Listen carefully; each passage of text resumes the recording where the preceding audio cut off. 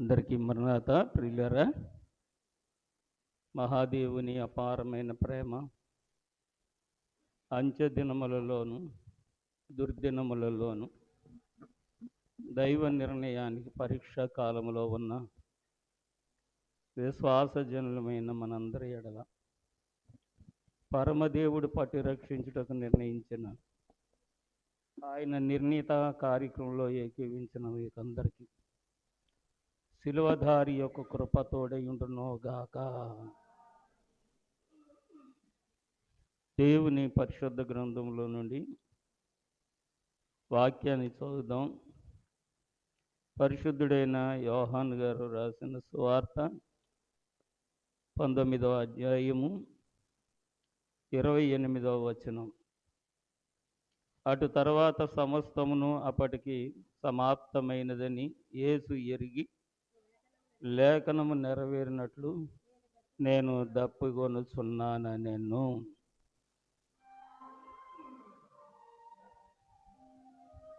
పరమదేవుడు అయిన మా తండ్రి, ఏ కాలానికి ఏ సంగతులు అవసరమో, ఏ జనములకు ఏ విషయాలు బోధించుట అవశ్యమో మానవ హృదయ రహస్యం ఎరిగిన గొప్ప తండ్రివి, నీ చిత్తమును బట్టి ప్రతి హృదయాన్ని నీ నోటి మాటల ద్వారా ఆకర్షించి రక్షించే రక్షకుడు. నీ సిలువ చెంత మా ఆత్మీయ శరీర జీవనానికి రక్షణ దయచేయమని శ్రమానుభవం కలిగిన యేసు నామమున వేడుకొనుచున్నాను పరమ తండ్రి, ఆమేన్. ఎన్నిక జనుల ద్వేషంబు నీకు ఎండ అయినందున దప్పిగొన్నావా, ఉన్న ఎండకోను బాధకోను యెహోవా కోట లేనందున దాహమన్నావా, ఏడు మాటల్లో ప్రభువా ఏడు ముఖ్యాంశములు ఎరుక ఏడు మాటల్లో చాలు ప్రియులారా. 7 మాటల ధ్యానం యొక్క సారాంశం ఆరంభంలో తెలియజేశాను. ఆయా సందర్భాల్లో కూడా ఈ మాటల సారాంశం మీకు తెలియజేస్తూ వస్తున్నాను. విన్న మీరు ధన్యులు, గ్రహించగలిగిన వారు మరీ ధన్యులని దేవుడు సెలవిచ్చిన దీవెన విని గ్రహించగలిగిన ధన్యత తండ్రి మనందరికీ దయచేయునుగాక. 5వ మాటలో ఉన్నటువంటి సారాంశము, మనము పాడినటువంటి పాటలో దైవజనుడు పూరించినటువంటి వర్ణన, ఎన్నిక జనుల ద్వేషము నీకు ఎండైనందున దప్పికొన్నావా, ఉన్న ఎండకు బాధకు జివ్వకు ఓట లేనందున, జివ్వకోట అని ప్రాస అలా వచ్చింది, జివ్వకు ఓట లేనందున దాహమైందా నీకు అని దైవజనుడు ఆ ప్రాసను అలాగ పూరించుట జరిగింది. ఎన్నిక జనుల యొక్క ద్వేషము అంటే, ఎన్నిక జనులు దేవుడు ఎవరిని ఎన్నుకున్నారో వారి దేవుని సొత్తైన ప్రజలని ఎవరికి పేరు పెట్టాడో, పరలోకంలో ఉన్న పరిశుద్ధ దేవుని యొక్క పరిశుద్ధ నియమములను ఆచరించడానికి దేవుడు ఎవరిని కోరుకున్నాడో, ఏర్పాటు చేసుకున్నాడో ఆ సంగతులు వారు గ్రహించనందున ఆ జివ్వకు ఓట తరిగిపోయిందంట. ఓట అనగా ఆ జివ్వ ఆత్మకు ఉండవలసినటువంటి జీవపు ఓట తరిగిపోయి దాహమయ్యింది అని చెప్పి అన్న మాటను ఈ యోహాను గారు శిలువ మీద ఉండి ప్రభువు పలికినటువంటి సందర్భాన్ని 28వ వచనంలో, అటు తర్వాత అప్పటికి సమాప్తమైనదని యేసు ఎరిగి లేఖనము నెరవేరినట్లు నేను దప్పుకొనుచున్నాను అనెను. లేఖనం నెరవేరింది, ఆ దప్పికిప్పుడు నాకు వచ్చి. ఇంతకీ ఎవరు ఈ జనులు? ఏమిటి సంగతి? ఎవరిని ఎన్నుకున్నారు? ఎవరికేం అప్పగించారు? ఎవరికేం చెప్పారు? ఇదే సమయంలో సంఘము కూడా జరుగుతున్న సందర్భాల్లో దేవుడు ఉన్న వేదనలో, లేకపోతే ఆ ఓట తరిగిపోవడానికి గల కారణముల్లో, ఆ జివ్వకు దప్పిక కలుగుటకు గల కారణమైనటువంటి సంగతులు మనలో అనగా మీలో, నాలో, ఎవరిలో ఉన్న దాన్ని సరిచేసుకోవడమే ఈ శ్రమకాల ధ్యానం యొక్క ముఖ్య అంశం. ప్రియులారా, రోమాపత్రిక 9వ అధ్యాయము 4వ వచనములో దైవజనుడు దేవదాసయ్య గారు మొదటి ఆదివారపు ఆరాధనలో ఈ సంగతులన్నిటినీ చాలా తేటతెల్లగా రాశారు. ఇక్కడ 4, 5 వచనాలు మనం చదివినప్పుడు, వీరు ఇశ్రాయేలీలు దత్తపుత్రత్వమును మహిమయు నిబంధనలను ధర్మశాస్త్ర దానమును అర్చనాదాచారములను వాగ్దానములు వీరివి. పితరులు వీరి వారు, శరీరమును బట్టి క్రీస్తు వీరిలో జన్మించెను. ఈయన సర్వాధికారి అయిన దేవుడై ఉండి నిరంతరము స్తోత్రార్హుడై ఉన్నాడు. రైట్. పిల్లలారా, భూమి మీద ఉన్నటువంటి సమస్త జనములలో దేవుడు ఒక జనాన్ని ప్రత్యేకపరిచి, వారి ఇశ్రాయేలు వారి అయినను వారికి ఒక ప్రత్యేకమైనటువంటి బిరుదునిచ్చారు. ఏంటంటే యూదులు. చెప్పండి, యూదులు అనగా పరిశుద్ధులు. యూదుడు అంటే ఎవరు చెప్పండి? పరిశుద్ధుడు. దైవజనుడు దేవదాసయ్య గారు పదే పదే అన్యజాతుల్లోంచి వచ్చిన కారణంగా పరిశుద్ధుని చేసి ఏదో ఒక రీతిగా ఏదో సమయంలో దినముకు ఒకసారైనా నన్ను పరిశుద్ధపరచుకో తండ్రి, దినమునకు ఒకసారైనా నన్ను పరిశుద్ధపరచుకోతాడు. ఆయన పరిశుద్ధుడే. ఆయన శరీరంలో ఉన్న కారణంగా మళ్ళీ నన్ను పరిశుద్ధపరచు తండ్రి అని పరిశుద్ధత యొక్క సారాంశమును ఎరిగిన వాడై ఉండి పదే పదే దేవుణ్ణి బ్రతిమలాడుకుండేవారు. ఇప్పుడు ఇది మనలో ఉందో లేదో చూసుకోవాలి. ఇలాగ నేను అన్ని చెప్పాలంటే అది కొంచెం ఇబ్బందిగా ఉంటుంది, కానీ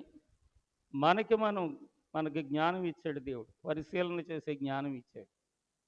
అయితే వీరు ఇశ్రాయేలు వారు అయినప్పటికీ దేవుడు వారిని ప్రత్యేకపరుచుకున్నాడు, పరిశుద్ధులుగా చేసుకున్నాడు. వాగ్దానాలు వారికి ఇచ్చాడు, అర్చనాదాచారములన్నిటిని వారికి ఇచ్చాడు. దైవికమైనటువంటి శక్తి అంతటిని, దైవికమైనటువంటి నియమం అంతటిని పరలోకములో పరిశుద్ధులు ఎలాగైతే సైన్యములకు అధిపతి యెహోవా పరిశుద్ధుడు పరిశుద్ధుడు పరిశుద్ధుడు స్తుతిస్తున్నారో, పిల్లలు ఇలా చూడండి.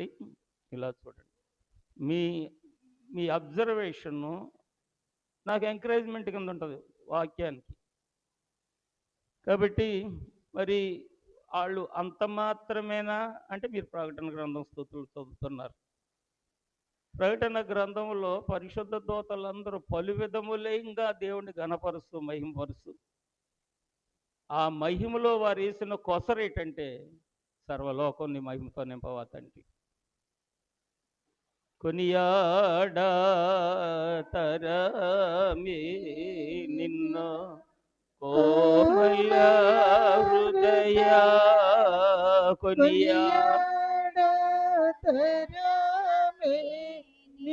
నిన్ను కొనియాడలేము, నిన్ను గణపరచలేము, నిన్ను స్తుతించలేము, ఇంకంతెందుకు సూటిగా నిన్ను చూడలేము. ఎవరంటున్న మాటలు ఇవి? భూలోకంలో ఉన్న నరులు అంటున్న మాటలు కాదు, కానీ దేవుని సముఖం మందు ఉన్నటువంటి పరిశుద్ధులు అంటున్న మాటలు. ఆ పరిశుద్ధుని ఎదుట ఉండి కూడా, పరిశుద్ధులై ఉండి కూడా, ఆ పరిశుద్ధ దేవుని ముఖమును సూటిగా చూడలేనటువంటి బలహీనతలో ఉన్నాము అంటూ ఆ ప్రకటన గ్రంథంలో వారు చేసిన అన్ని స్థుతులు ఆయన క్రియలను, ఆయన కార్యములను, ఆయన బలమును, ఆయన మహిమను, ఆయన ప్రభావమును, ఆయన ఔన్నత్యమును, ఆయన అధికారమును, ఆయన సార్వభౌమత్వమును వీరు ప్రకటిస్తూ, స్మరిస్తూ, స్థుతులు చేస్తూ, బిడ్డలు, దేవుడు మనకిచ్చిన వరము ఈ ప్రకటన గ్రంథం స్థుతులు చేయడం. నేను అంటాను, ఎగ్జామ్కి వెళ్ళే పిల్లలు క్వశ్చన్ పేపర్ బట్టి పట్టినట్టుగా వీరు కూడా, సన్నిధి బిడ్డలు కూడా, యవనస్తులైన పురుషులైన బిడ్డలు కూడా వీటిని కంఠస్థపడితే మన ప్రార్థన పద్ధతి మారిపోతుంది. మన ప్రార్థన పద్ధతి అంటే ఏంటి? దైవజనుడు అన్నారు, ఇక్కడ స్తుతి సాగదు, మనం వెళ్ళు అక్కడ స్తుతి సాగుతుంది. ఇక్కడ స్తుతి చేయుట ఆరంభించిన ఎడలు ఎక్కడ లేని శ్రమలు ముక్కలు రాసుకోవాలి, లేదంటే రికార్డ్ చేసుకోవాలి. మాకు అక్కర్లేదంటే మాకు తెలుసు అంటే ఇంక నేను మాట్లాడలేను, అంతవరకు ఆపేస్తాను. కాబట్టి విని విడిచిపెడతాం. దైవజనుడి విషయాలని వివరంగా చెప్పి మనం చేసే ప్రార్థనల వల్ల ఏమి పరిహారం కనబడదు, కానీ మనం చెయ్యవలసిన ప్రార్థనలు చేసి దేవుడికి చేసినప్పుడు ఎక్కడ లేని శ్రమలన్నిటినీ ముక్కలుగా దేవుడు దూరం చేసేస్తాడండి. వారు ఏవేం ప్రార్థనలు చేశారో ఆ ప్రార్థనలు కొసమెరుపుగా మనం ప్రార్థించినప్పుడు, పిల్లలారా, చూడశక్తి లేని వారమైనా ఆయన్ని ఫేస్ చేయడం అనగా ఎదురేగేటువంటి శక్తి, ఏమంటారు దాన్ని, అర్హత లేని వారమే అయినప్పటికీ ఆయన గుణగణాలు ధ్యానించి, కొసరేంటి చెప్పండి? సర్వలోకము గొప్ప ప్రార్థన.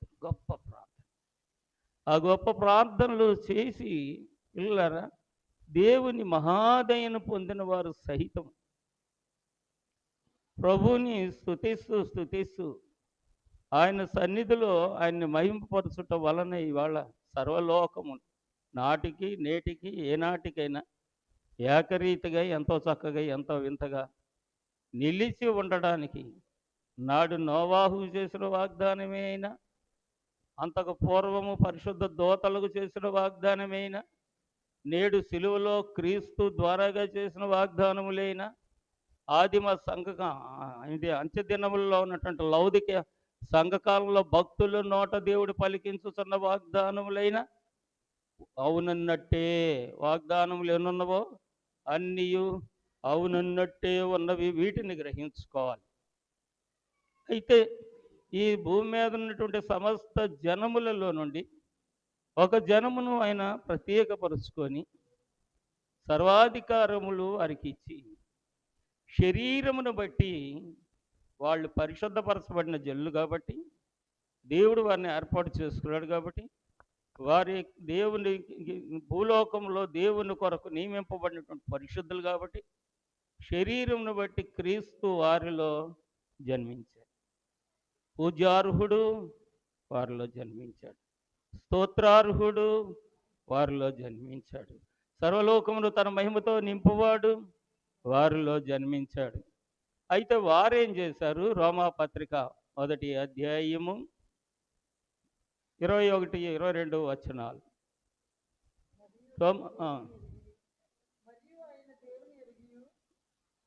మరియు వారు దేవుణ్ణి ఎరిగియు ఆయనను దేవుని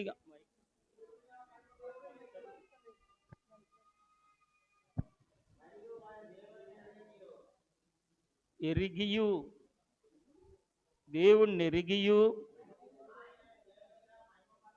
ఆయన్ని దేవుడిగా మహిమపరచలేదు. ఆ చదువుతున్న అబ్బాయిని నేను ఎరుగుదును, సజీవరావు ఎరుగుదు నేను.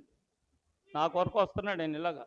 చర్చిలో అయ్యగారు వాక్యం చెప్తున్నారు, ప్రార్థన చేయించుకొని వెళ్దాం, డ్యూటీకి వెళ్ళిపోదాం అని చెప్పేసి ఆయన వస్తున్నాడు. నేను ఆల్తర్ దిగి ఆయన ఎవడో ఎరగనట్టుగా వెళ్ళిపోతున్నాను. ఎలా ఉంటుంది ఫీలింగ్?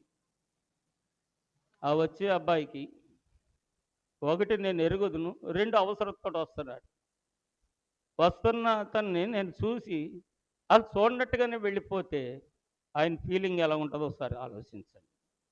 మోరల్గా చెప్తున్నాను. మనం గ్రహించడానికి అవసరమైన ఊహాతీతమైన విషయాలు మన ఊహలోకి అందడం కొరకు ఈ సంగతులను మీకు తెలియజేస్తున్నాను.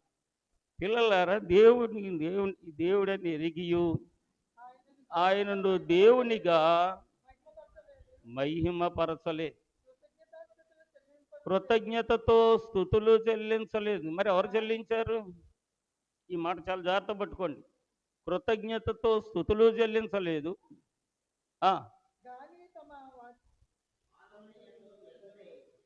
వారు తమ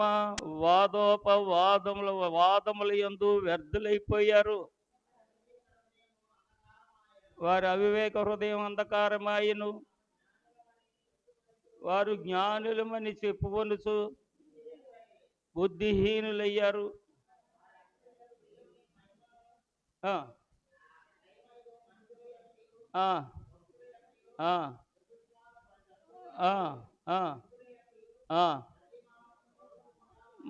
మార్చేశారు.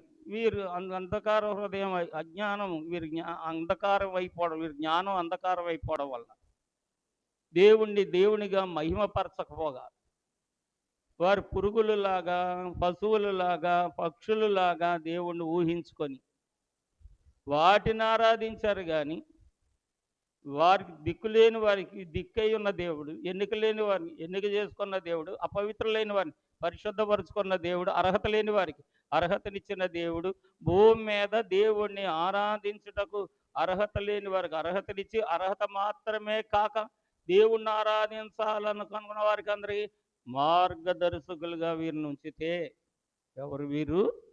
దేవుడు ఏర్పాటు చేసుకున్న ప్రత్యేకమైన జనం. ఎంచితే వారు మరి చతుష్పాది యొక్క ప్రతిమా స్వరూపానికి మహిమా స్వరూపి అయినటువంటి దేవుని స్వరూపాన్ని మార్చివేశారట. ఆయన ఏమనుకున్నాడు? మంటి ఘటాన్ని తీసి ఆయన జీవము నా నాసికారంధ్రంలో పోసి మహిమ దేహంగా మార్చి మహిమ జీవిగాలు చేసుకొని మహిమలోనికి చేర్చుకొని ఆయన ఆలోచన. ఆయన చేత ఎన్నిక చేయబడినటువంటి మనం అందం కాసేపు ఇంకా అయిపోయిన వాళ్ళ గురించి చెప్పుకుంటే జ్ఞాపకం తెలియదు. కానీ ఈ మన విషయంలో దేవుడు మంటి ఘటాలమై ఉన్న మనము, ఆదాము వలె చెమట ఓడ్చుచున్న మనము, కయీను వలె దేశదిమ్మలుగా తిరుగుతున్న మనము, నోవాహు వలె పాప లోకములో ఉన్న మనము, లోతు వలె అగ్నిగంధకములకు గుండ సిద్ధమైనటువంటి ఈ పాపభూ ఇష్టమైనటువంటి లోకంలో ఉన్న మనల్ని దేవుడు తన స్వకీయ సంపాద్యము అని ఏర్పాటు చేసుకొని పేరు పెట్టుకున్నారు. నిర్గమకాండం 19వ అధ్యాయం 5వ వచనంలో. కాబట్టి వీరికి ఏమి ఇచ్చాడంటే అర్చనాదాచారములు మాత్రమే కాదు, వీరి సంఘ సభ్యులు, ఇతను సంఘ గురువు, వీరి మాటకు విలువ ఉంది. వీరు చేయు స్తోత్రముల పైన 22వ కీర్తన 4వ వచనం, 22వ కీర్తన 4వ వచనం త్వరగా తీసి చదవాలి. అందరూ బైబిల్ తీసి చదవండి. గట్టిగా చదవగలిగిన వారు చదివి వినిపించండి. మా పితరులు నీ అందుకు నమ్మిక ఉంచిరి. ఆ పై వచనం చదువమ్మా. నీవు ఇశ్రాయేలు చేయు స్తోత్రములపై ఆసీనుడివై ఉన్నావు. మా పితరులు నీ యందు నమ్మిక ఉంచిరి, వారిని యందు నమ్మిక ఉంచగా నీవు వారిని పిల్లరా, దేవుడు వారి మనవులు విన్నాడు, మన మనవులు వింటున్నాడు, మన అక్కర్లు తీరుస్తున్నాడు, మన ప్రార్థనలు వింటున్నాడు, మనం ఏది అడిగితే అది ఇస్తున్నాడు, చేస్తున్నాడు. లేకపోతే మనం ఎందుకు దేవుడి దగ్గరికి వస్తాం చెప్పండి? ఇవాళ మన దగ్గరకు మనం దేవుడి దగ్గరకు వస్తున్నామంటే మనలో ఒక విశ్వాసం అనే పాత్ర ఉంది, హృదయం. దాని నమ్మకం అంటారు. నమ్మకం. మరి రాత్రి చెప్పాను, పసిబిడ్డ తల్లి దగ్గర పాలు తాగేటప్పుడు ఆ తల్లి గుండెల్లోంచి వచ్చే ధ్వని, ఇది నా తల్లి అనే నమ్మకము. నమ్మకం. అలాగే మనం ఆర్జించినటువంటి అంశాలు దేవుడు ఏదో ఒక రీతిగా నెరవేర్చుటను బట్టి ఆ కొంచెములో నమ్మకం ఉంచి ఇప్పుడు మనం ఆయన దేవుడు అని విశ్వాసపు పాత్రలుగా మనం మారాం. అవునా? కాబట్టి ఈ పరిస్థితిలో ఇది మనము అంటున్నానని చెప్పి మీరు నేనని అనుకోకండి. ఇది యూదుల చరిత్ర చెప్తున్నాను. వీరు దేవుణ్ణి హేళన చేస్తున్నారు, చులకన చేస్తున్నారు. మహిమాస్వరూపి అనగా పరిశుద్ధ దూతలు సైతము కన్నులు తెరిచి దేవుని వైపు తేరి చూడడానికి యోగ్యులము కాదు అని కళ్ళు మూసుకొని కాళ్ళు కలుసుకొని ఒళ్ళు కప్పుకొని పరిశుద్ధుడు పరిశుద్ధుడు పరిశుద్ధుడు అని రిక్వెస్ట్ చేస్తూ మన క్షేమం కొరకు వారు దేవుణ్ణి స్తుతిస్తుంటుండగా, వారు చేసిన స్తుతులపై ఆసీనుడైనటువంటి దేవుడు సర్వలోకం తన మహిమతో నింపి ఉండగా, వారు మాత్రమే కాదు ఇశ్రాయేలీలని చెప్పి ఆయన ఎవరికి పేరు పెట్టాడో ఆ జనులు చేస్తున్న స్తుతులపై కూడా ఆసీనుడై ఉండి వారి మనవులన్నిటిని ఆయన ఆలించుచు అక్కర్లు తీర్చుచున్నాడని 22వ కీర్తనలో మనం చదివినట్లుగా, ఇన్ని చేస్తున్నటువంటి దేవుణ్ణి వారు ఏమన్నారంటే, పిల్లరా, యోహాను సువార్త 19వ అధ్యాయం 5వ వచనము ఒకసారి చదువుదాం. 19వ వచనం అధ్యాయము 5.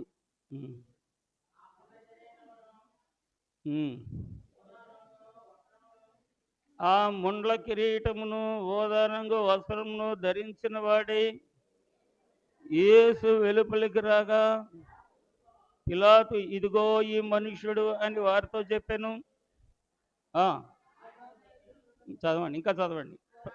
ప్రధాన యాజకులను బంట్రోతులను ఆయనను చూసి సిలువ వేయము సిలువ వేయము అని కేకలు వేయగా, పిలాతు ఈయన యందు ఏ దోషమును నాకు కనపడలేదు గనుక మీరే ఆయనను తీసుకొని పోయి సిలువ వేయడని వారితో చెప్పాను. అందుకు యూదులు, మాకొక నియమము కలదు, తాను దేవుని కుమారుని చెప్పుకొను గనుక ఆ నియమము చొప్పున ఇతడు చావని అతనితో చెప్పి, పిశాచి కడిమి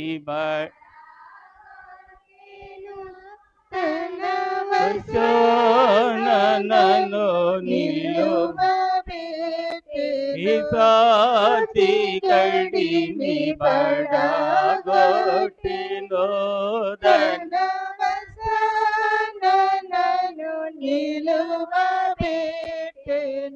పిల్లరా, ఈ కాలము కర్ణ పిశాచములు తిరుగుతున్నటువంటి కాలము నుండి దేవుడు నాడు వారిని వేరు చేసినట్టుగా నేడు మనల్ని వేరు చేశారు. సరే, ఇది ఇలా ఉంటే దేవుడు అంతగా ప్రేమించి అంతగా వాళ్ళని ప్రత్యేకపరిచి వారికి కొన్ని అర్హతలు ఇచ్చి కొంత ఘనపరిచి వాగ్దానములు వీరివే, అర్చనాదాచారములు కూడా వీరివే, పితరులు వీరువారే. ఆ పితరులను బట్టి యేసు వీరిలోనే జన్మించాడు, దేవుడే వారిలో జన్మించాడని రోమాపత్రిక 9వ అధ్యాయంలో మనం చదివినట్లుగా ఈ సంగతులన్నీ దేవుడు ఒక దరి నుండి మానవుల కొరకు మేలు చేస్తూ ఉంటుండగా వీళ్ళు ఏం చేశారు? ఈ ఎన్నిక జనం, దేవుడు ఎన్నుకున్న ఈ జనం, వీళ్ళు ఏమంటున్నారు? పిలాతుతో చెప్పిన మాట, ఈ మనుష్యుడు 7వ వచనంలో, అందుకు యూదులు, మాకొక నియమము కలదు, తాను దేవుని కుమారునని ఇతడు చెప్పుకొనెను గనుక ఆ నియమము చొప్పున ఇతడు చావవలనని అతనితో చెప్పిరి. అంటే ఎవరిని ప్రేమించాడు, ఎవరిని చేరదీశాడు, ఎవరిని నమ్మాడు, ఎవరికి అధికారం ఇచ్చాడు, ఎవరిని భూలోకంలో ఘనపరిచాడు, ఎవరిని దేవుడు తనకు ఉన్నటువంటి ఆ సార్వభౌమత్వం ఎవరికి ఇచ్చాడో వాళ్ళే ఆయన్ని చంపాలని కేకలు వేసినందున ఆయనకున్న జీవంలో ఊట నశించిపోయింది. లాలాజలం అంతా ఇంకిపోయింది. ఓ మాట చెప్తాను. నాకు ఊపిరితిత్తులు పాడైనయి. మీకు తెలుసు 2016 సంవత్సరంలో. ఊపిరితిత్తులు పాడైపోయినప్పుడు చాలా రకాలైనటువంటి ఎండ లైఫ్ ఎండింగ్‌లోకి వచ్చేసాననమాట. హోప్ కాదు, అపోలో హాస్పిటల్‌కి తీసుకెళ్లారు. మా అల్లుడు గారు ఇరువురు కలిసి నన్ను. అపోలో హాస్పిటల్‌కి తీసుకెళ్తే అపోలో హాస్పిటల్‌లో మా రెండో అల్లుడు గారు చర్చికెళ్ళే అమ్మాయి ఒక విశ్వాసి హాస్పిటల్‌లో జాబ్ చేస్తుంది. తెలుసున్న అక్క బాగా మనకు రికమెండ్ చేస్తుంది అని చెప్పి తీసుకెళ్లారు. వెళ్ళిన మరి 10 రోజులు 15 రోజులు ట్రీట్మెంట్ వ్యవధిలో సుమారు 1,50,000 ఖర్చయింది నాకు. 10-15 రోజుల వ్యవధిలో 1,50,000 ఖర్చయింది. ఇంతలో మా మూడో అమ్మాయి చైతన్య కాలేజీలో, ఇంజనీరింగ్ కాలేజీలో ఫ్యాకల్టీగా చేసేటప్పుడు వారి సీనియర్ ప్రొఫెసర్ గారు ఆయనతో డిస్కస్ చేసినప్పుడు, అమ్మ నమ్మదగిన వైద్యుడు ఒక ఆయన ఉన్నాడురా ఇలాంటి వ్యాధులకి అని చెప్పి మా అమ్మాయికి చెప్తే, మరి చివరిది కదా, త్వరగా చిన్నోళ్ళ మాట విన్నాం కదా. అమ్మాయి ఇంటికి వచ్చాక, డాడీ ఇది పరిస్థితి, మనం అపోలో హాస్పిటల్కి వెళ్తున్నాం, మన శక్తి సరిపోదు, అక్కడ వైద్యం కరెక్ట్ కాదంట, చేసే తీరి అసలు ఆ ట్రీట్మెంట్ తీరి కూడా కరెక్ట్ కాదు అట. కాబట్టి రాజేంద్ర కుమార్ గారి దగ్గరికి వెళ్దాం. నేను ఈశ్వరత్నం అయ్య గారితో మాట్లాడితే, రాజేంద్ర కుమార్ బెస్ట్ డాక్టర్ బాబు, వెళ్ళు, మంచి డాక్టర్ అని చెప్పి అన్నారు. వెళ్ళాం. వెళ్ళిన తర్వాత ఆయన చూసి,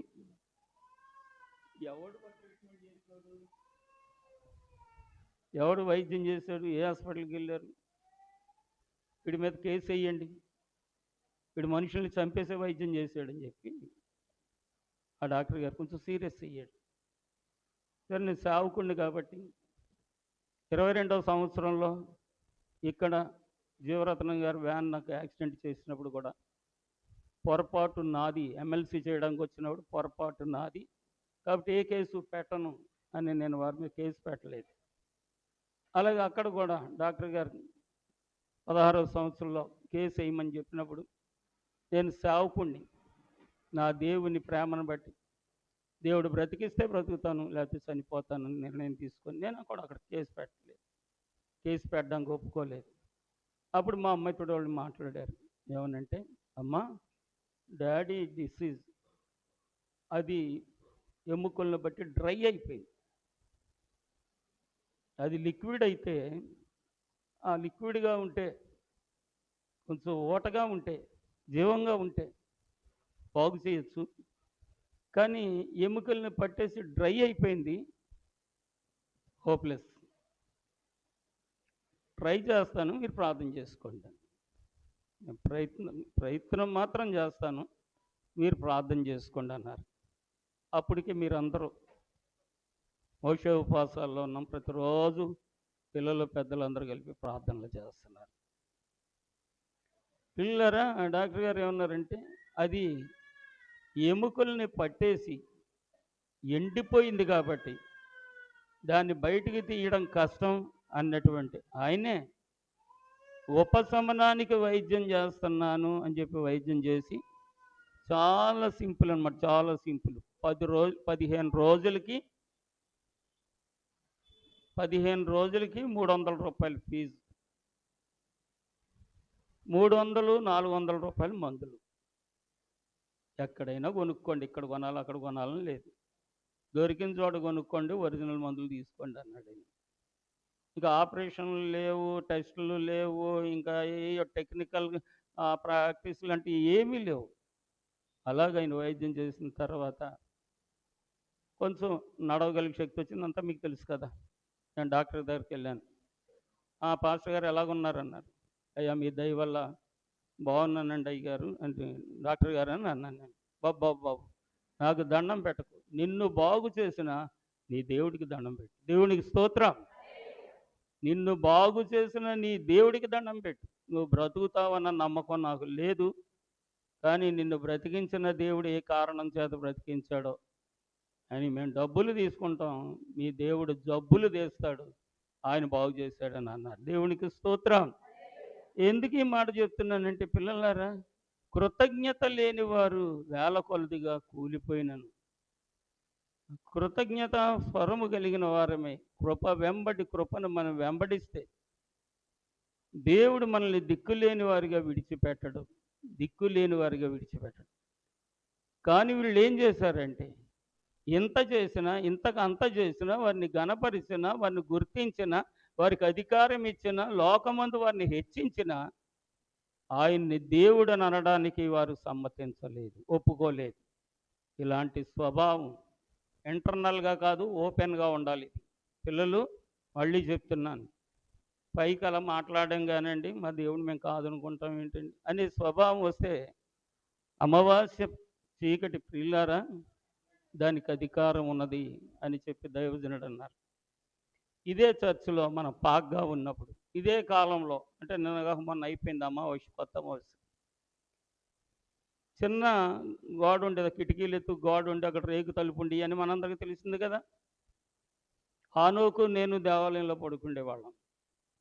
ఆనోకు నేను దేవాలయంలో పడుకుంటే నాకు వినపడకుండా ఆనోక్కి మాత్రమే వినబడేది శబ్దం ఏంటంటే, గల్ గల్ గల్లుమని గజ్జలు కట్టుకొని నడిచి వచ్చేదన్నమాట.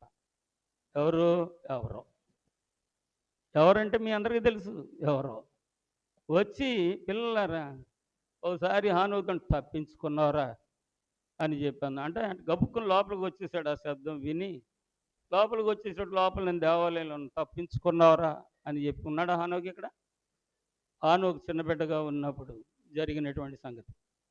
అక్కడ దూపిల్లి మార్తమ్మ గారి ఇల్లు, కమల్ గారి ఇల్లు, ఆ రోజుల్లో అదే ఎండింగ్ ఇల్లు, చివరిల్లు.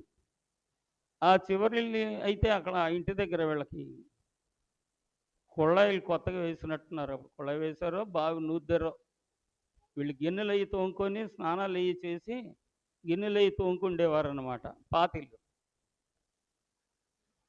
అక్కడ రాత్రిపూట వీళ్ళు పని చేసుకోవడానికి వెళ్తే అక్కడికి వచ్చింది. అక్కడికి వచ్చి ఏసమ్మ, అప్పుడు ఏసమ్మ గారు ఆ ఇంట్లో ఇల్లంతా అప్పుడు చూసుకుంటేది కాబట్టి ఆ అమ్మాయి దగ్గరికి వచ్చి ఆ అమ్మాయిని కూడా భయపెట్టింది. కాబట్టి ఇలాగా ఈ అమావాస్య కాలంలో అపవాదికి పట్టుంటుంది. దేవుని శక్తిని ఎరగని వారిని అందరూ అది పట్టుకుంటుంది. దేవుని శక్తిని బాహాటముగా ఒప్పుకున్న వారి దగ్గరికి రాలేదు. ఇంకా వివరంగా నేను చెప్పలేను, చాలా విషయాలు ఉన్నాయి. కాబట్టి మరి ఆ రోజుల్లో ఈ అమావాస్య వచ్చిందంటే వాడికి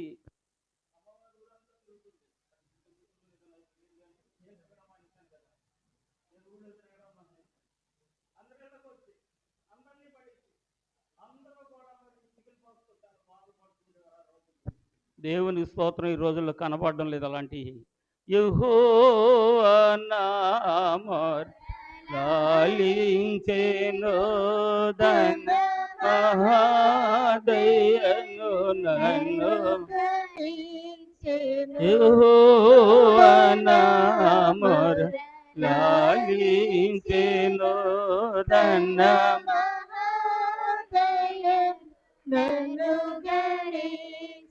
ఇప్పుడు పాడండి. ఆహా నిశల, అక్కడే ఉంది అసలు ట్విస్ట్. దీన హృదయ కాదు, ఆహా నిశల ధైర్యహీనుడగున దుహాయనడి ధ్వని గ్రహించి, ఆహా నిశల దీన అని ఉంటుంది, దీన హృదయుడు అని ఉంటుంది. అది తప్పుది. ధైర్యహీనుడు ఇది కరెక్ట్. దీని గురించి ఇంకా వివరించాలంటే ఇంకో కొంత టైం పట్టేస్తుంది. కాబట్టి పిల్లలారా, ధైర్యహీనులమైనటువంటి వారిని పట్టి బంధించేటువంటి దుష్టత్వం నుండి దేవుణ్ణి బహాటంగా ఒప్పుకోగలిగిన వారిని దేవుడు కంచె వేస్తాడు. యాకోబు యోబు చుట్టూ కంచె వేసినట్లుగా, దావీదు చుట్టూ కంచె వేసినట్లుగా, సొలొమోను చుట్టూ కంచె వేసినట్లుగా దుష్టుడు వారి దగ్గరికి రాకుండా దేవుడు కంచె వేస్తాడు. ఇది కంటికి కనబడదు. దీన్నే పరిశుద్ధ పౌలు గారు 1 కొరింథీ పత్రిక 2 అధ్యాయం 9 వచనంలో అన్నారు. కంటికి కనబడదు, చెవికి వినబడదు, హృదయానికి గోచరము కాని కార్యములు దేవుడు చేస్తాడు నమ్ముట నీ వలనైతే. కాబట్టి నమ్మకం అనేది ఎలాగుండాలి అంటే ఇలా ఉండకూడదు. ఈ యూదులు ఏం చేశారు? వారు దేవుణ్ణి వాడుకుంటున్నారు, దేవుని వల్ల మెప్పు పొందుతున్నారు, దేవుని వల్ల సుఖపడుతున్నారు, దేవుని వల్ల గణపరచబడుతున్నారు, దేవుని వల్ల బ్రతుకుతున్నారు. కానీ దేవుడు అని చెప్పుకుంటే మేము ఒప్పుకోము అంటున్నారు. కారణం ఏంటి? ఇంకోసారి చెప్తాను. వారి ధర్మశాస్త్రానికి నియమితులు. చెప్పండి, వారు ధర్మశాస్త్రానికి నియమితులు. ఇవాళ సంఘము కృపాశాసనానికి నియమింపబడింది. సరే, ఈ సంగతి ఎలాగుంటే ప్రభువు వీరి యొక్క కుట్రాలోచనలు ఎరిగిన వాడై, వీరు లోపడినటువంటి తత్వము, గౌరవించినటువంటి స్వభావం, ఆయనలో జీవము లేశమంతా లేకుండా ఆయన దేహమంతా నా జబ్బు వచ్చి నా ఎముకలకి ఆరిపోయినట్లుగా నా జబ్బు ఎలా పట్టేసింది. వీళ్ళ పాపము ఆయన ఎముకలకు ఓట లేకుండా చేసింది పిల్లలు. అందుకు ఆయన ఎక్కడికి వెళ్ళారంటే సమరయుల మార్గంలోకి వెళ్ళారని యోహాను సువార్త 4 అధ్యాయం చదువుతాం. సమరయుల మార్గంలో సుకారు అనే దగ్గర బావి ఉంది. సుకారు బావి దగ్గర సమరయ స్త్రీ కూర్చుంది. చదువుతారా? 4 అధ్యాయం 9 వచనం. యోహాను సువార్త 4 అధ్యాయం 9.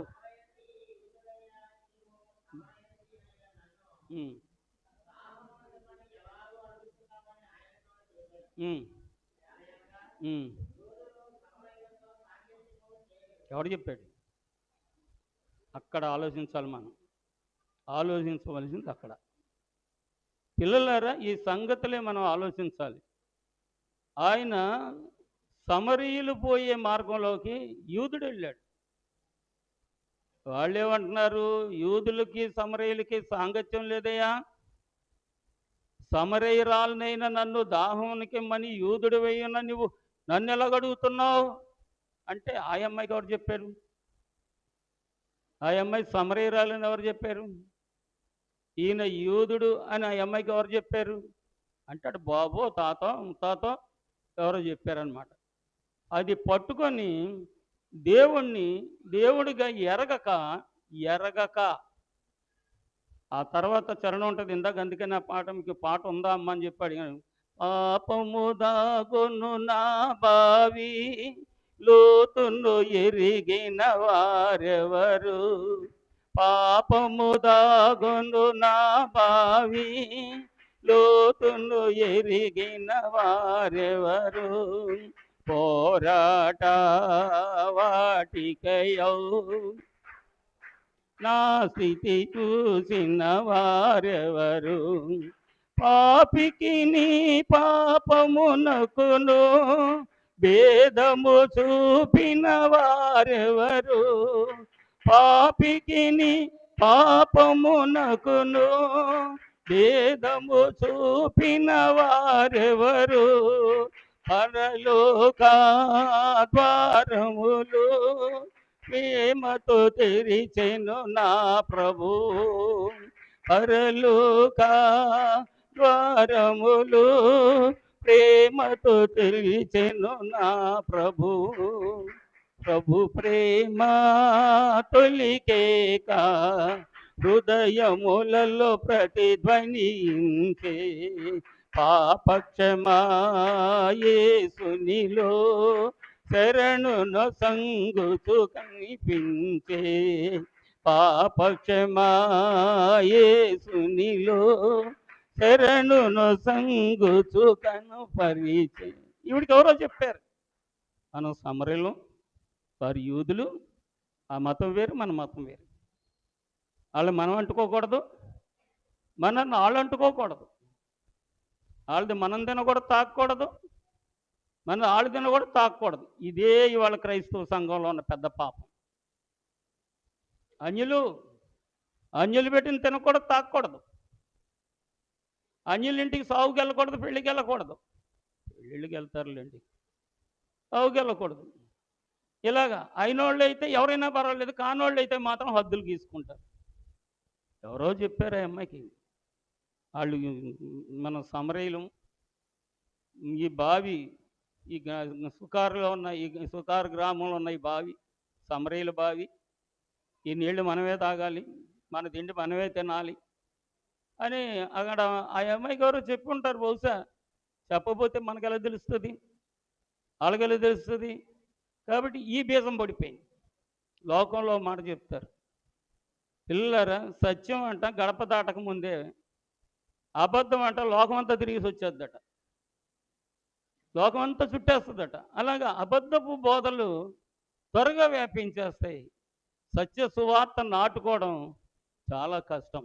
దేవుని చిత్తమైతే రేపు ఆ సంగతులు కూడా ధ్యానిద్దాం. అయితే పిల్లలారా, ఈ అమ్మాయి రాగానే నీళ్ళు అడిగాడు. నీళ్ళు అడిగితే అబ్బాయి, అయ్యా మీరు యూదుల్లా కనబడుతున్నారు, మేము సమరయులం, సమరయులకి యూదులకి సాంగత్యం లేదు, మేము నీళ్లు మీకు పోయకూడదు, మీరు తాగకూడదు. ఎవరు చెప్పారమ్మా? ఎవరు చెప్పారమ్మా? నిన్ను అడుగుతున్నవాడు ఎవరో తెలుసుంటే నీవే ఆయనకి దాహానికి ఇమ్మని అడుగుతావు, దేవుని వరం నిమ్మని అడుగుతావు అని చెప్పి బయోడేటా చెప్పాడు. అమ్మ నీ మనసు ఇలాంటిది, నీ చరిత్ర ఇలాంటిది. ఇక్కడ చాలామంది ఏం చేస్తారంటే, ఐదుగురి పెనిమిటిలు ఉండిరి అన్న మాట పట్టుకొని, ఇప్పుడున్నవాడు కూడా నీ పెనిమిటి కాదు అన్నాడంటే ఇవిడికి ఐదుగురు మొగుళ్ళు ఉన్నారని వ్యాఖ్యానం చేస్తారు. అది తప్పు. అది తప్పు. కారణం ఏంటంటే పిల్లలరా, దాని గురించి ఒక కవీశ్వరుడు బైబిల్లో చాలా చక్కగా విపులంగా చెప్పాడు ఈ పెనిమిట్ల పరిస్థితుల్లో ఈయన. కానీ అది కరెక్ట్ కాదు. యేసు ప్రభు ఎప్పుడు భౌతిక సంబంధమైన విషయాలు ఎక్కడ మాట్లాడి, నీ గుట్టు నీ బట్ట నీ రట్టు నిన్ను రట్టు చేసే విషయాలు ఎక్కడ మాట్లాడలేదండి.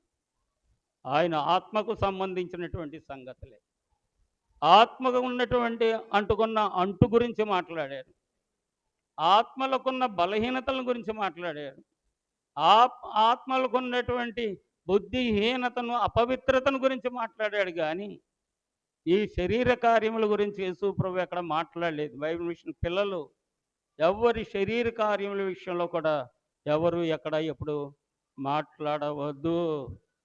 పాపము పాప ఫలితము చెప్పి భయపెట్టుట మంచిదే గాని పాపులు చెదిరి పోవుదురున పంచకురాని రానే రారు, ఆ పంచకురారు రానే రా.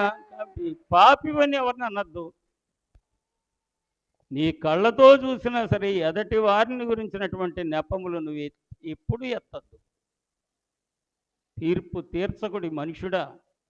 మత్తయి సువార్త 7వ అధ్యాయంలో తీర్పు తీర్చు ప్రతివానికి తీర్పు తీర్చబడుతుంది అని ఆరంభ వచనాల్లోనే యేసు ప్రభు చెప్పారు. కాబట్టి నిన్నెవరైనా ఏమన్నా నువ్వు కూడా ఎవరిని ఏమనొద్దు, ఎవరు అనే అవకాశం ఎవరికి ఇవ్వద్దు. ఈ విషయాల్లో జాగ్రత్త పడటమే దేవుణ్ణి నమ్ముకొనుట. ఈ విషయాల్లో నిన్ను నువ్వు కట్టుబెట్టుకోవడమే దేవుణ్ణి నమ్ముకొనుట.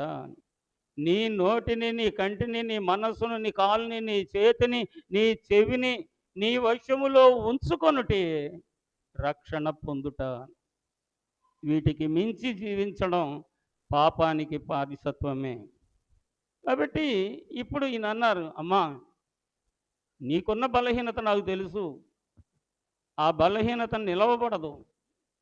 నేను చెప్పిన పని చేయమనగానే ఆమె బలహీనత చెప్పిన కారణంగా కొండను వీడి పరిగెడితి బావిని చేకొని హృదయములో.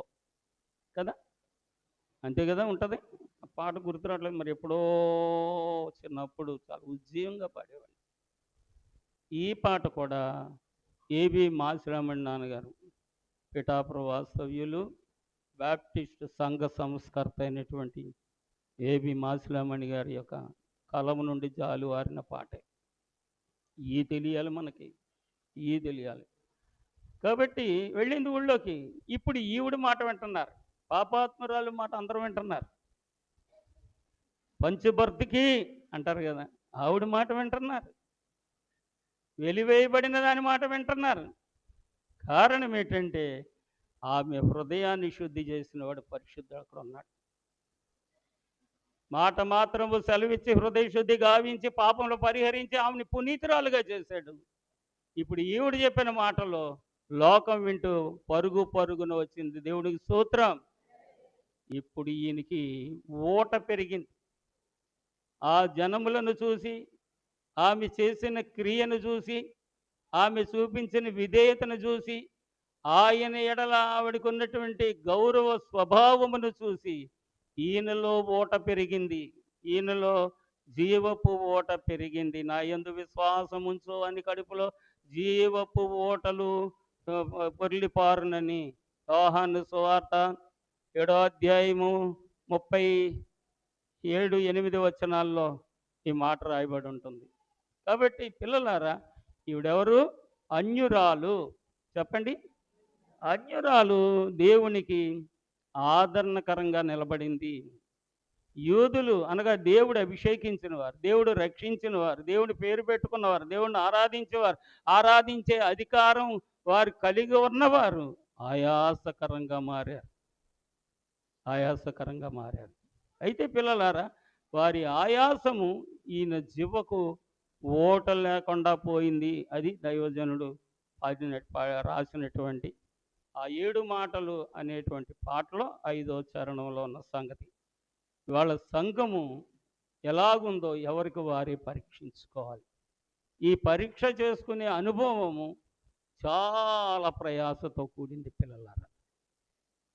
ఇవనుకున్నట్టుగా, నేను అనుకున్నట్టుగా మనం ఊహించుకొని, ఆ క్షణంలో ఊహించుకొని అంతలోనే మర్చిపోయేలా ఉన్నవారు దేవునికి జీవదాయకంగా ఉండరు, హానికరంగా ఉంటారు.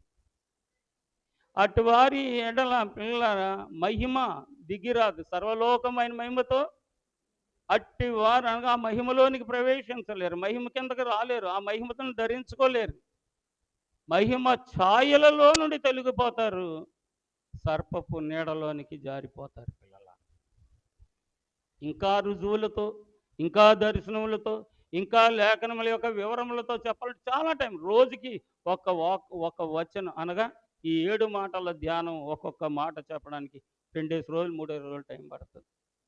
కాబట్టి నేను షార్ట్కట్లో చెప్తున్నాను. ఎవరిని దేవుడు నమ్మారో ఎన్నిక జనులు. చెప్పండి. వారి ద్వేషము ఆయనకి ఆయాసకరంగా మారింది. పిల్లలు సిలువ ధ్యానానికి వస్తున్నారు, చాలా సంతోషం. దీనిని గురించి నీ ఆలోచన ఏమిటి? యేసయ్య ఒకసారి అడుగుతారు, నన్ను గురించి మీరేమనుకుంటున్నారు?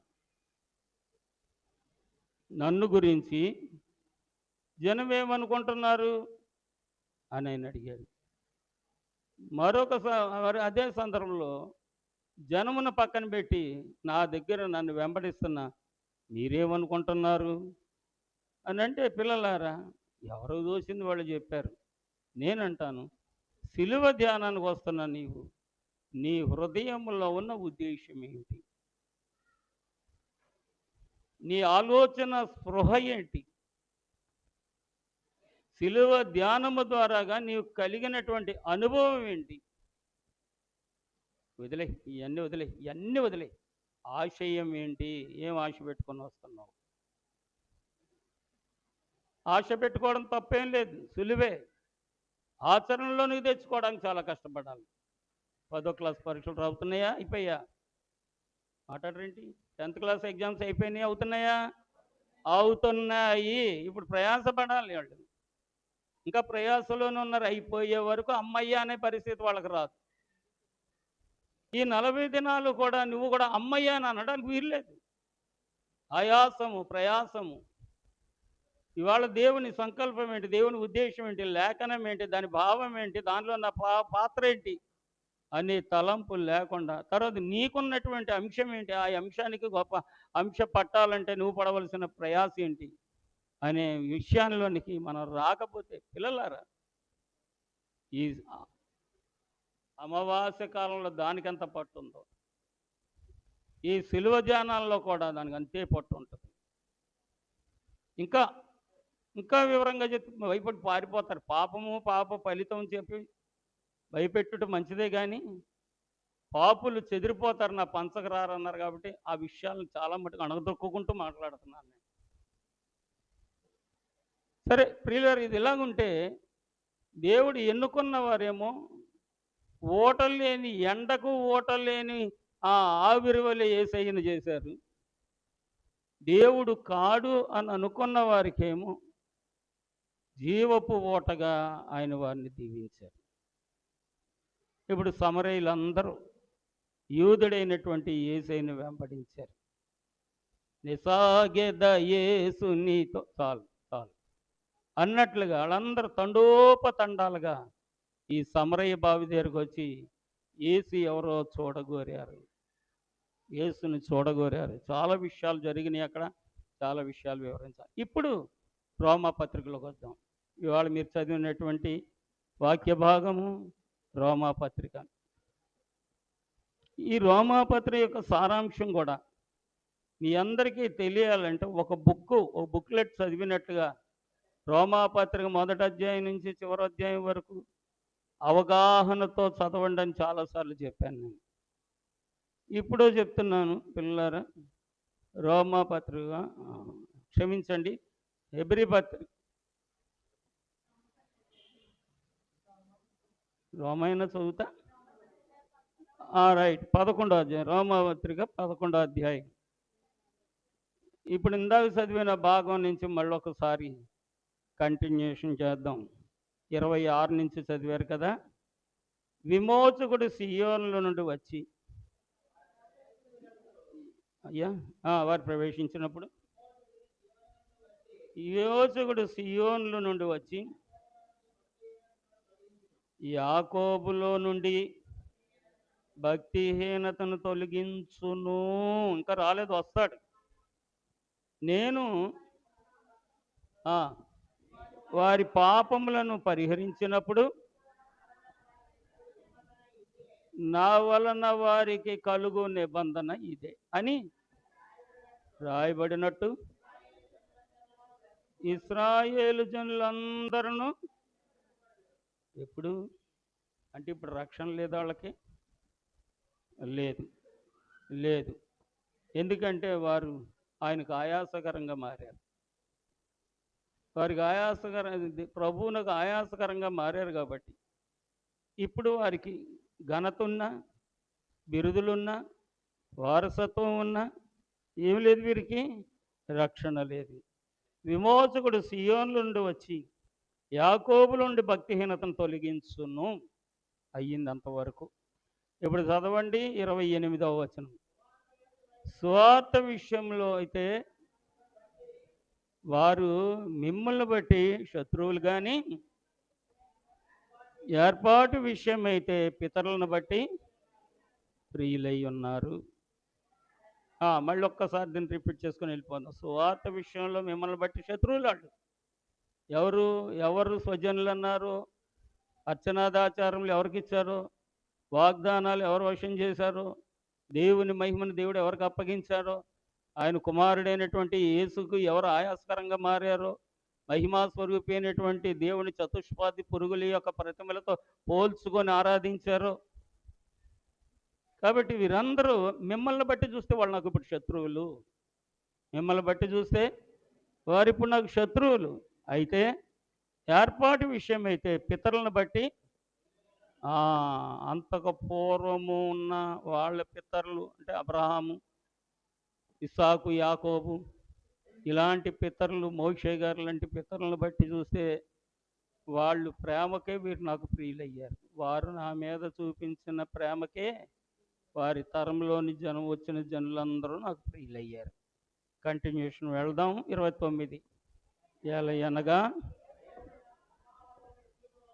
దేవుడు తన కృపావరముల విషయములోను పిలుపు విషయములోను పశ్చాత్తాపపడడు కృపను కుమ్మరించే విషయంలో, పిలిచే విషయంలో లోపాభూయిష్టమైనటువంటి మమకారములు, వాత్సల్యతలు, మొగమాటాలు ఏముండవు. దేవుడికి ఆ భేదాలు ఏముండవు.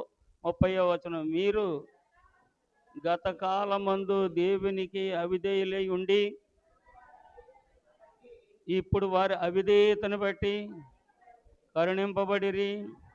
అటువలనే మీ ఎడల చూపబడిన కరుణను బట్టి వారును ఇప్పుడు కరుణ పొందు నిమిత్తము ఇప్పుడు వారు అవిధేయులై ఉన్నారు. దేవునికి స్తోత్రం.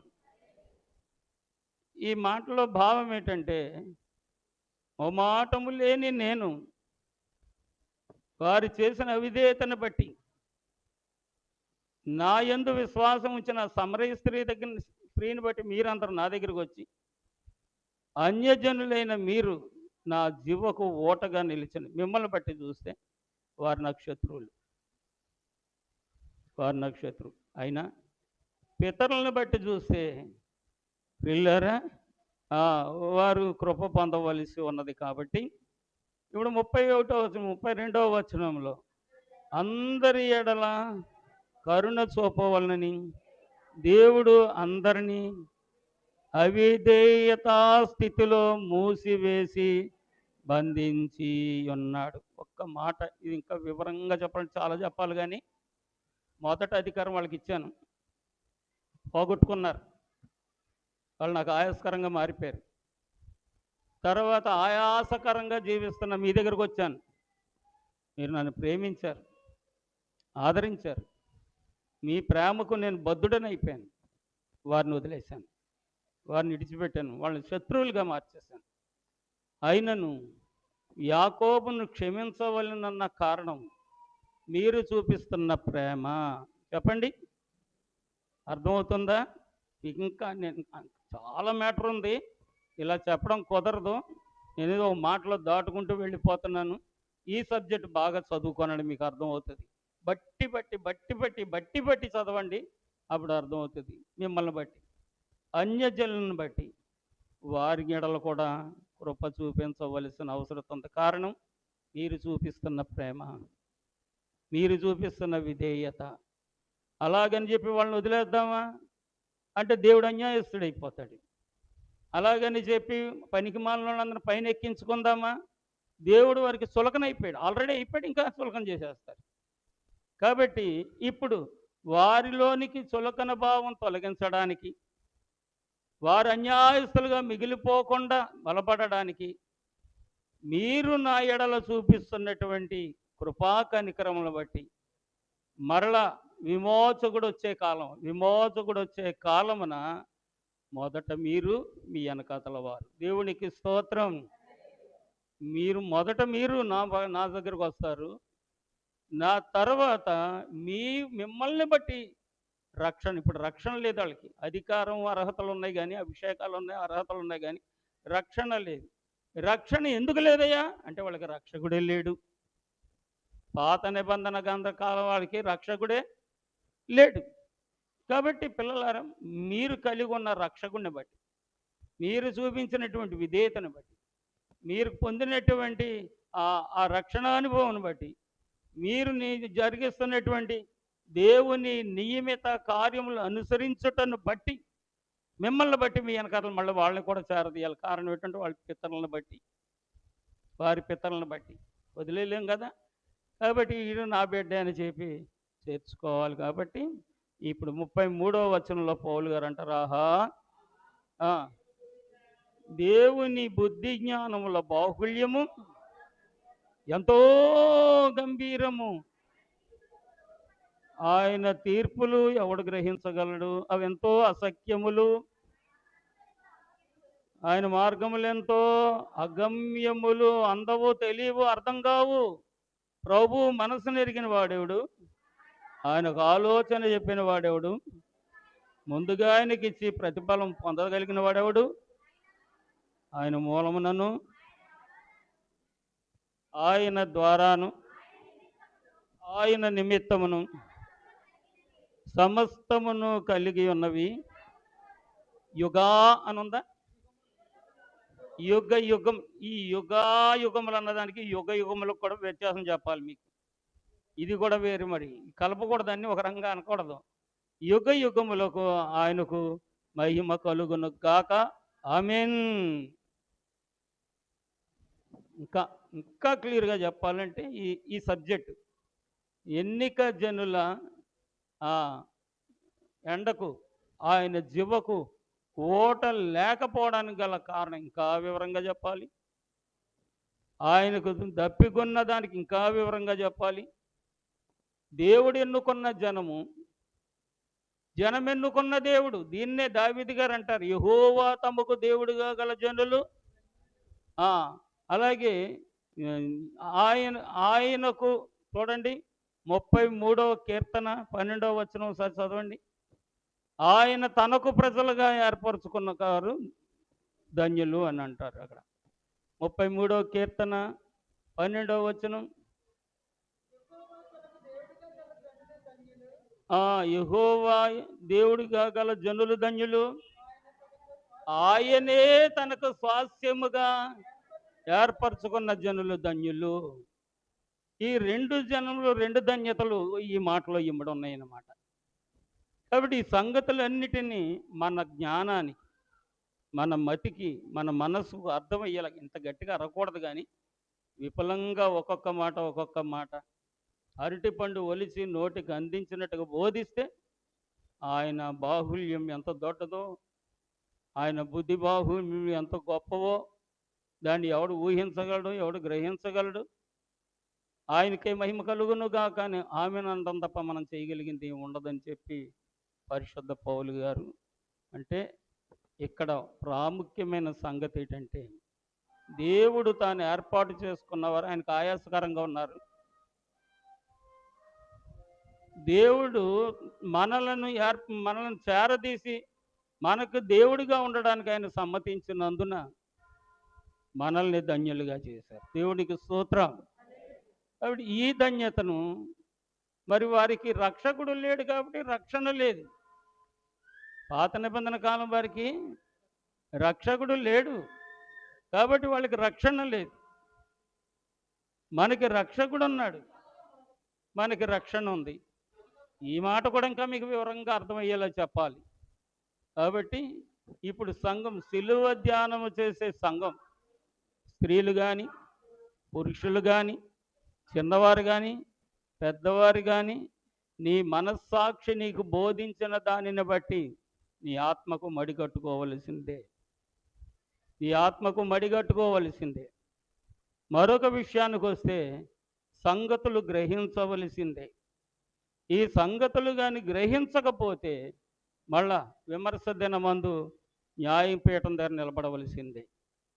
న్యాయపీఠం దగ్గర నిలబడినప్పుడు పిల్లలరా, అక్కడ ఎవరు జడ్జి చెప్పండి? దేవుని న్యాయపీఠం దగ్గర నిలబడినప్పుడు జడ్జి ఎవరు చెప్పండి?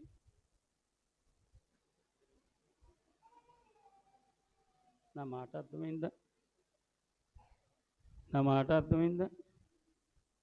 మాట్లాడరేటదా? మీకు ఇన్విజిలేటర్లు ఉంటారా? కరప్షన్ చేసే వాళ్ళు ఉంటారా? పేపర్ కరప్షన్ చేసే వాళ్ళు ఉంటారా? మీకు మీ మేడంలు ఉంటారమ్మా, మీకు డాక్టర్లు ఉంటారా? మనకు ఎవరు లేరులేండి. కాబట్టి నాకు నేనే పెద్దని, మీకు మీరే పెద్ద.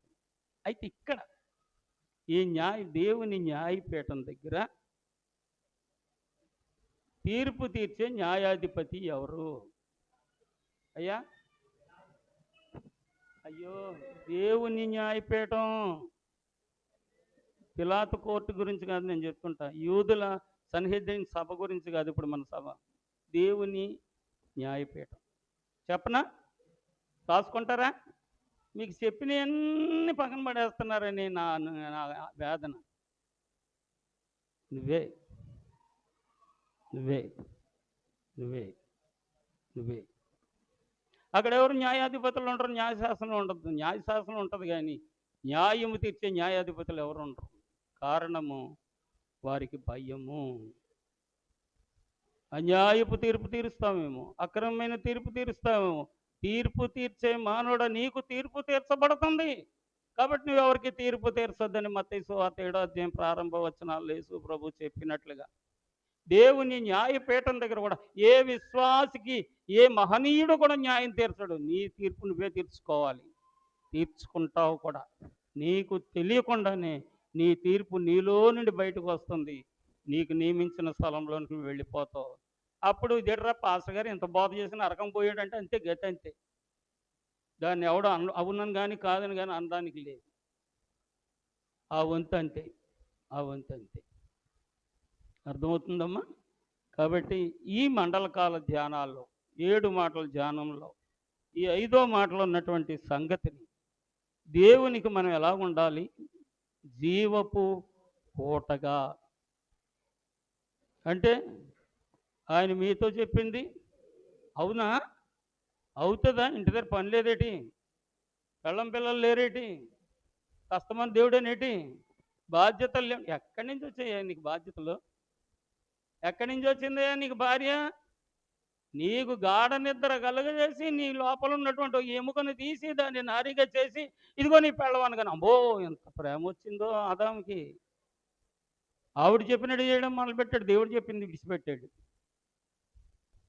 జాగ్రత్త సోదరులారా, దేవుని దగ్గరికి రావడం అంటే మనం అప్పలు తిన్నంత సులువేం కాదు ఇది. అలాగని చెప్పి శ్రమ పడవలసినంత ఆయాసకరం కూడా కాదు. నేను పరిశుద్ధుడని మీరు పరిశుద్ధులై ఉండండి. నీతిని రాజ్యమును మొదట వెతకండి అని దేవుడు చెప్పారు. దేవునికి ఆటంకకరమైన ఆలోచన, అభ్యంతరకరమైన ఆలోచన ఎప్పుడు ఏ పరిస్థితుల్లోనూ కూడా నీకు రాకూడదు. అలాగ వచ్చినప్పుడు నీ మార్కులు నువ్వే తగ్గించేసుకుంటావు. కాబట్టి మనం ఎలాగుండాలంటే ధన్యులం. కారణం ఏంటంటే యెహోవా తనకు స్వాస్థ్యముగా ఏర్పాటు చేసుకున్న జనులు, యెహోవా తమకు దేవుడిగా చేసుకున్న జనులు దరిద్రులైపోయారు. యెహోవా తనకు స్వాస్థ్యముగా ఏర్పాటు చేసుకున్న జనులు మనమే, అన్యులు, అర్హత లేని వారు. అర్హత లేని వారికి అర్హతనిచ్చాడు దేవుడు. ధన్యులం. కాబట్టి ఈ 5వ మాటను బట్టి పిల్లరా, ఆ సమరయ స్త్రీ ఊరిలో ఉన్న వారందరికీ నా బ్రతుకును కడిగి ఆరబెట్టినాను ఇడుగో అని ఎలా చూపించిందో చెప్పిందో, నువ్వు కడగబడాలి. నువ్వు కడగబడాలి. నీ మనస్సు మడిగట్టుకోవాలి. నీ మాట మడిగట్టుకోవాలి. నీ కన్ను మడిగట్టుకోవాలి. నీ కంటికి కనబడే ప్రతి కళంకమును దేవుడి దగ్గరికి తీసుకొని రావాలి. ఆ కళంకకి దేవుణ్ణి పరిశుద్ధుణ్ణి చూపించాలి. నువ్వు కళంకంగా మారకూడదు. ఈ సంగతులే యేసు ప్రభు ఈ 5వ మాటలో ఉన్న భావాలుగా తెలియచేశారు. కాబట్టి మనం ఎంతో ధన్యులం పిల్లలారా. విన్న మీరు ధన్యులు, గైకొంటే మరీ ధన్యులు. ప్రభు మిమ్మల్ని దీవించును గాక. ప్రార్థన చేసుకుందాం.